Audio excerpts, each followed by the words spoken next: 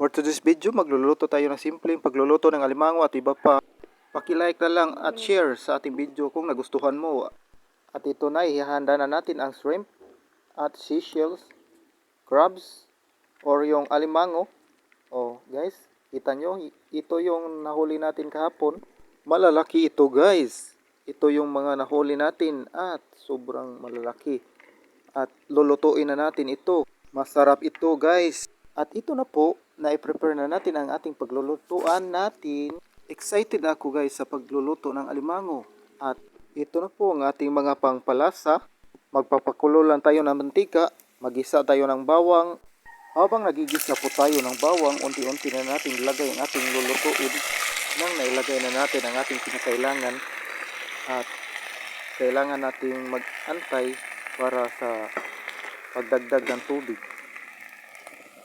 At antay lang natin habang nag-aantay tayo.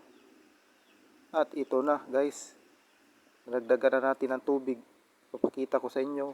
Antay lang natin kumulo yung tubig para sa ating pagtitimpla. Habang naghihintay tayo, kailangan lang nating halo-haluin. Halo-haluin lang natin, guys, ito ang ating niluluto. Kailangan lang natin itong i-mikos-mikos. Habang nagpapakulo po tayo, kailangan nating halo-haloin ito at maghalo-halo na po tayo ng dahan-dahan. Habang nag-aantay tayo, aantayin lang po natin na kumulo. Ito na po ang ating hinihintay, ang pagkulo ng ating niluluto para masunod na po natin ang ibang sangkap. Ito na po, hinahalo na po natin ang ibang mga sangkap habang naghahalo tayo. At ito na po yung mga seashells atin na pong idadagdag. Naidagdag na po natin ang iba. At ito na po, patuloy lang po tayo sa pagdagdag para sa ating niluluto. Iba kasi ang recipe natin. O ito, guys, nadagdag na po natin ang kinakailangan. At ito na po, ang ating niluluto. Kailangan lang natin itong antayin na kumulo ulit. At ito na, kumukulo na po at kailangan na nating timplahan. At mag-aantay po tayo ng ilang minuto para sa pagtimpla. At ito na nga, ang ating inaantay. Kailangan na natin timplahan ito. Oh, ang sarap nito, guys. Ito na po ang ating pang timpla. Lalong masasarapan po tayo dito sa ating niluluto. Maya-maya ipapakita po natin ang ating finished product.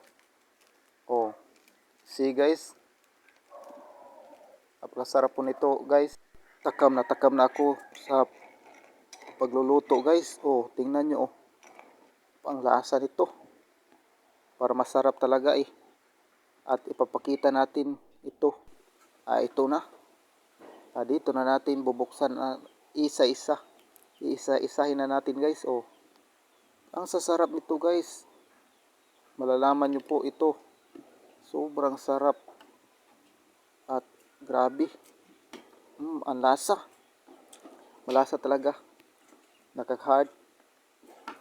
Grabe, guys. Ang sarap talaga, guys. At ito na ang alimango, guys. Bubuksan na natin.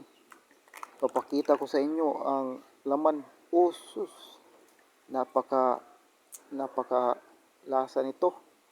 Malaman talaga, guys. Grabe, ang sobrang sarap, guys. At hanggang dito na lang, guys. Thank you.